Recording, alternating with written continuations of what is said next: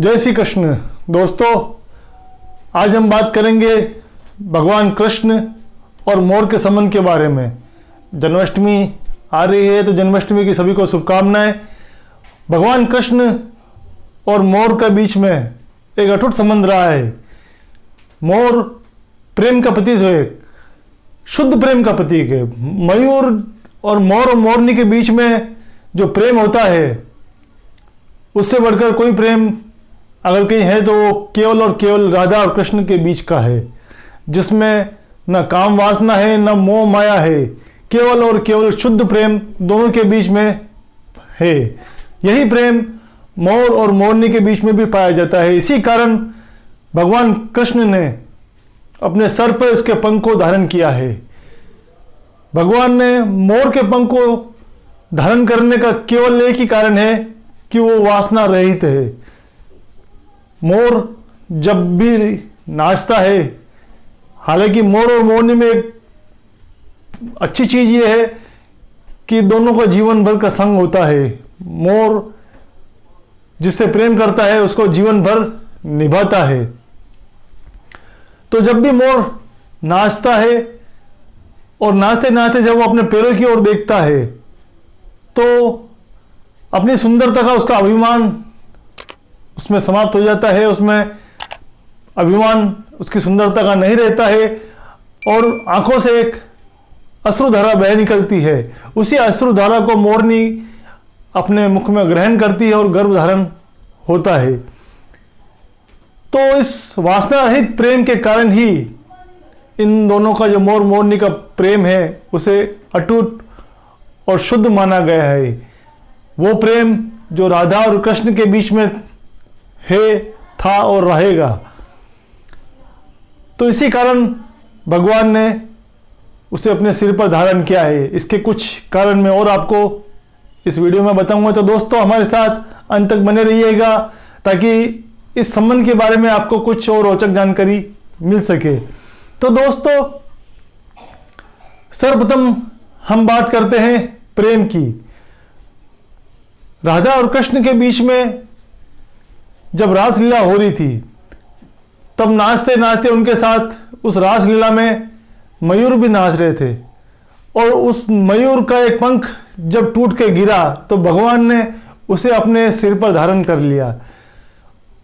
तब राधा जी ने उनसे पूछा कि इस मयूर के पंख को आपने सिर पर धारण करने का क्या कारण है। तो भगवान ने कहा कि जिस तरह हमारा ये शुद्ध प्रेम है, वही प्रेम इस मयूर का होता है, इसीलिए मैंने इसको अपने सिर पर धारण किया है। तो एक कारण तो सिर पर धारण करने का ये है। दोस्तों, एक ज्योतिषी दृष्टिकोण से मैं बताऊं आपको, तो अगर किसी पति पत्नी के बीच में बार बार क्लेश रहता है, तनाव का माहौल रहता है, तनाव रहता है, तो मयूर का पंख एक बांसुरी में लगाकर, मैंने एक वीडियो में पहले भी बताया आपको कि पति पत्नी के बीच में अगर संबंध मधुर करने हैं तो एक बांसुरी लकड़ी की लेना और उसके अंदर मयूर के पंख लगाकर सिरहाने वाली दीवार पर लगाने से पति पत्नी के बीच में प्रेम बना रहता है।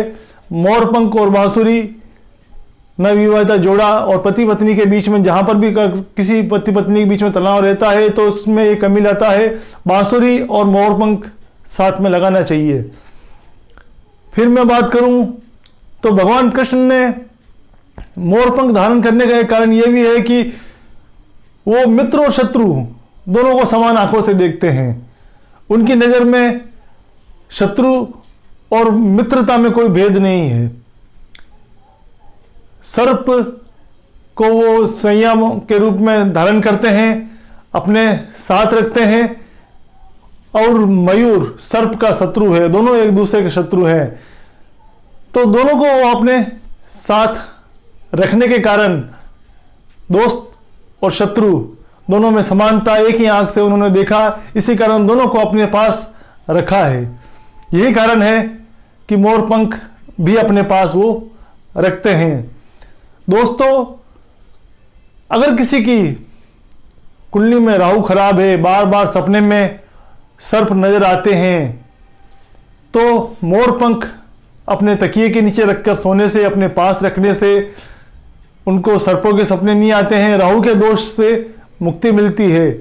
छोटे बच्चों में भगवान माँ यशोदा भी भगवान को वैजयंती माला और मोरपंख उनके पास रखती थी। इसका कारण यही है कि इससे कुदृष्टि से बच जाते हैं। वैजयंती माला भी कुदृष्टि से बचाती है और मोरपंख भी कुदृष्टि से बचाता है। अगर किसी की बुरी दृष्टि या दृष्टि नजर लग जाता है तो उससे बचाव का एक ही उपाय है, मोरपंख अपने साथ रखने से उस दृष्टि से। छोटे बच्चों को वैसे विशेष रूप से बांधना चाहिए, उसके तकिए के नीचे मोरपंख रखने से बच्चों को बुरे सपने नहीं आते हैं, नींदों में चमक जाते हैं कई बार बच्चे, तो उस दोष से भी निवारण होता है और उनको नजर दृष्टि नहीं लगती है। तो ये कारण है मोरपंख और भगवान कृष्ण के बीच का।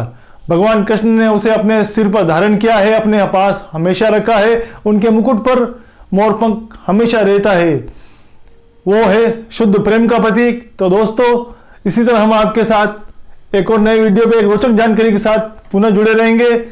जय श्री कृष्ण।